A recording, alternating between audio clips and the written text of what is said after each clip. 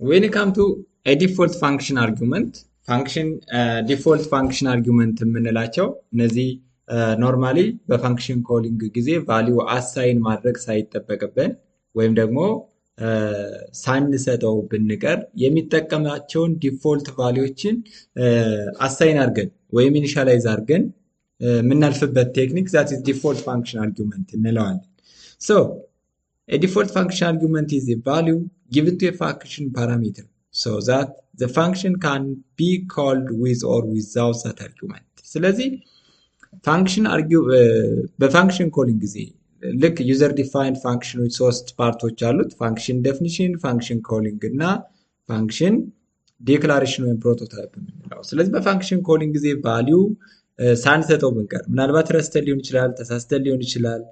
አት ዛት ታይም ከዲፎልት ቫልዩ ላይ የሰጠነውን ቫልዩ አምጥቶ ለፋንክሽን ኮሊንግ ይጠቀማል ነው ትልቁ ፐርፐሱ። So how to declare this one? In order to declare or in order to assign default function arguments, we are going to use return type, function name, then type parameter which is equal to default value. That means by using an assignment operator, we can assign a default value for your parameter lists. ስለዚህ በእንደዚህ አይነት መንገድ ለምሳሌ int a እንልና which is equal to default value 10 ከሆነ 10 20 ከሆነ 20 30 ከሆነ 30 እንሰጣለን ማለት ነው። So what are some important rules that will be remembered during assigning a default value?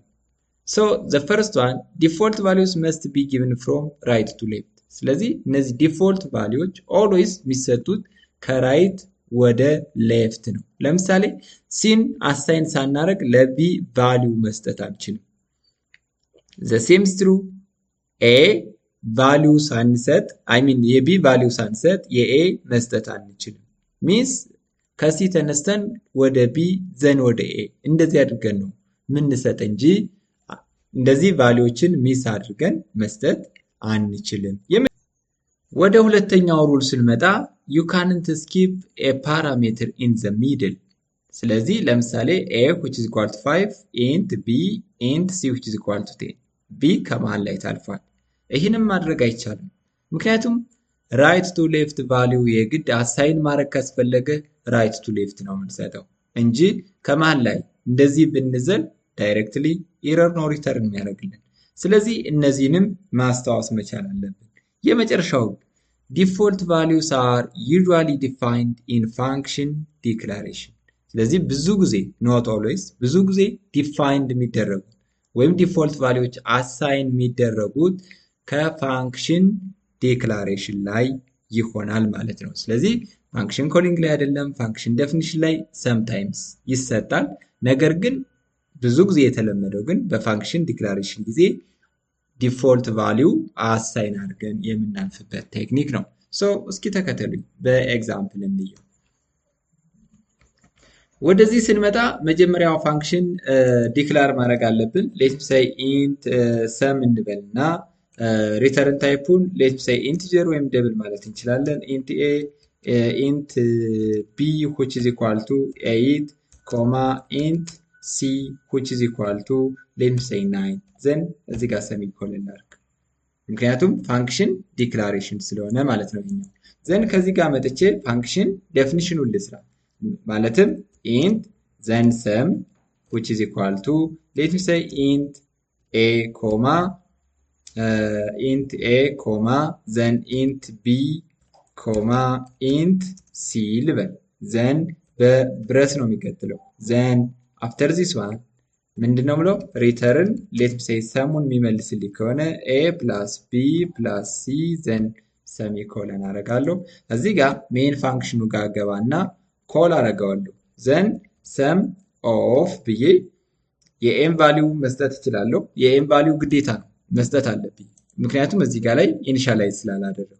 የቢን እና የሲን ግን ማለፍ እችላለሁ። let me say 10 ልበል ምክንያቱም 10 ሲደመር 8 ስንት ይሆናል? 18 ሲደመር 9 27 ኦኬ then see out ልበልና okay the sum of the number let's say number is ብዬ ምን አደርጋለሁ?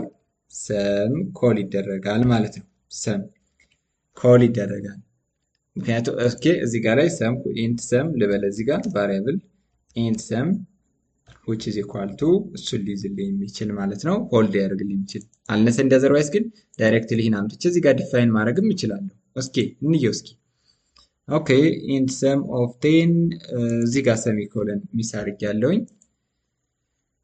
again okay let me say እዚህ ጋር ተመሳሳይ ቫልዩ ነው let me say add then እዚህ ጋር add ልበላት ቫሪያብል ኔሙን ልቀይረው and እዚህ ጋር int b ስፔስ አለ ያው ይሄ ራይቲንግ ኤረር ነው that's technical error የምንላቸው then the sum of the number is 27 ይሄው እንዳያችሁት ከዚህ ጋር ላይ የሰጠሁት አንድ አርጊውመንት ነበር ነገር ግን 8 እና 9ን ወስዷል።